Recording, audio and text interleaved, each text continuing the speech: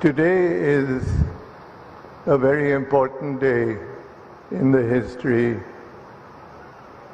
of the state of Assam. It is a day that raises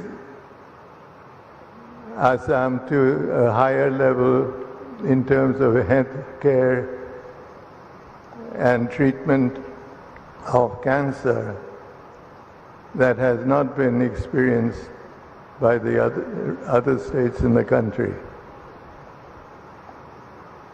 It really is a day that cancer, which is not a rich man's disease, is being equipped to serve and treat the millions of people that are inflicted.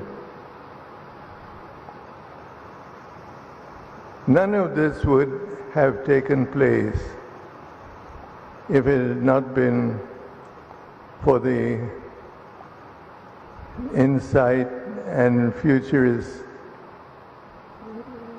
of our enlightened Chief Minister, who has been the driving force in this entire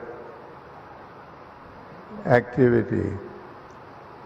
And of course, none of this could ever have happened without the support